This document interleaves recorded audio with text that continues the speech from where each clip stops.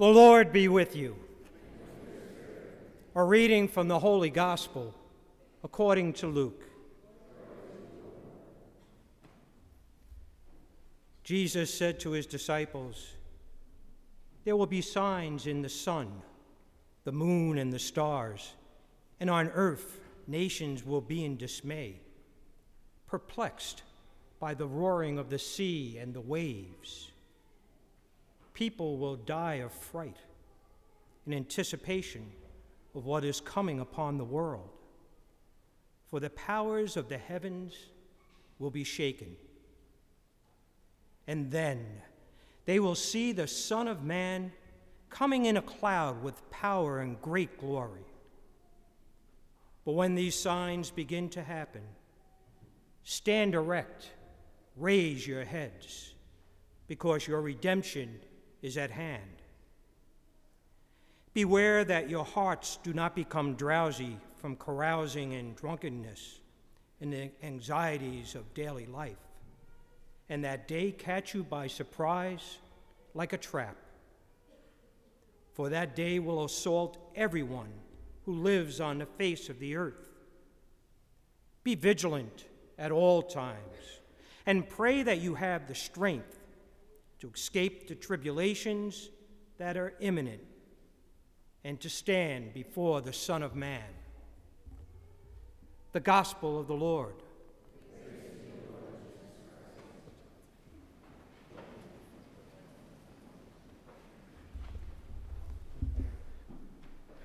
Good afternoon, everyone, and again, welcome to all the babies who are here to be baptized and their families. It's so nice to have you here.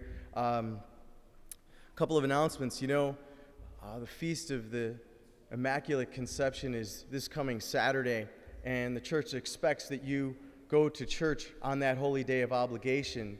So please, again, as a reminder, do go to church on Saturday or the Vigil Mass Friday evening, and that means you also have to go on Sunday. Isn't that great? So you don't get the 2-for-1, like going on Saturday at 4 for it to count on Saturday's feast and then Sunday as well. You have to go both times. And if you don't, it is grave matter, serious sin, and it's expected that you do go to the sacrament of reconciliation because of that. The other announcement I like to always mention, it's that time of year for the second collection next week is for the retirement for religious. So please be generous. This diocese, I think, is the second or third most generous in the nation, if I'm not mistaken. My mom's a receptionist at St. Mike's downtown Buffalo, and she mentioned that to me one time, how vital your generosity is for the retired religious. I don't think it counts for me, but I know the religious sisters and nuns do rely on your generosity. So thank you for that. I was going to save the FDG for right now, but for all you visiting members here, the Father Dave guarantee is the FDG for today's football game results. But I'm going to save it till after communion, because everyone's going to want to hear it, even though it may not matter at all to any of you, based on how the season's going.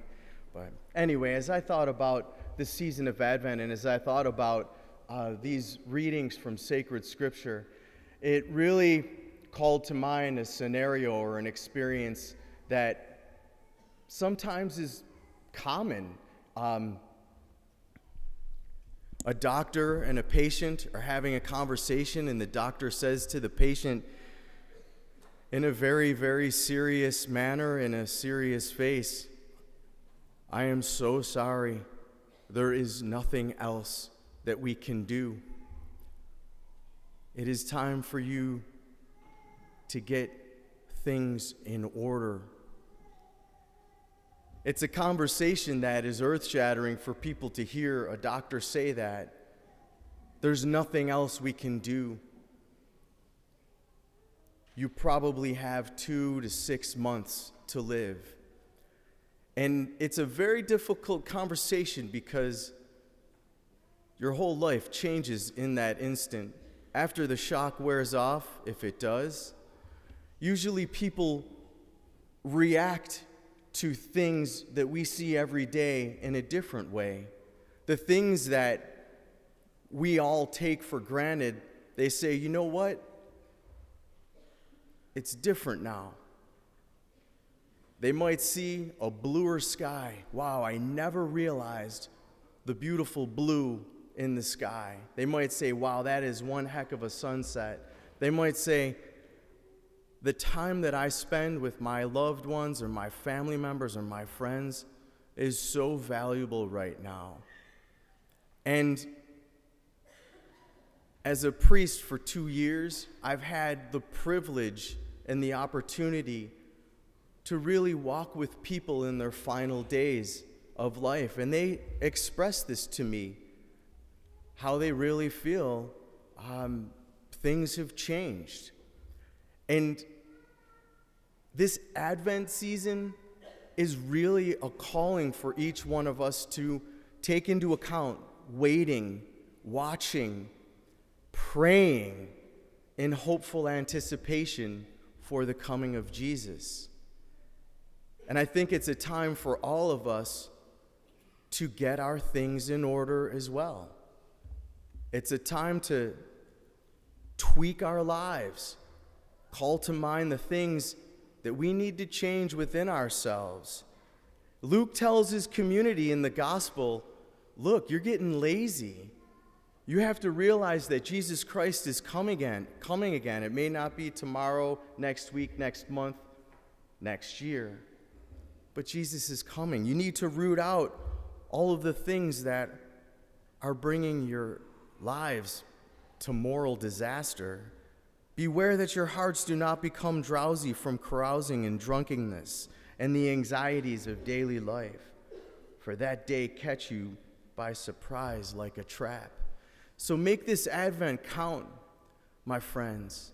Make it a time, 3 weeks of just an opportunity to grow in holiness, an opportunity to really get our things in order.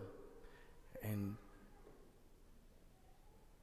the beautiful part about perhaps a doctor saying to one of us, there's nothing else that I can do, get your things in order.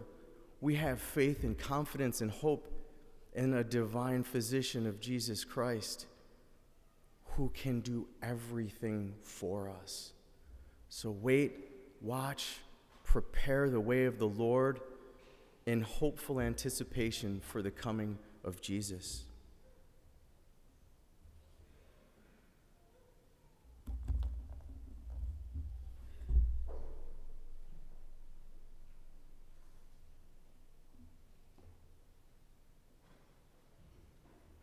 Please stand.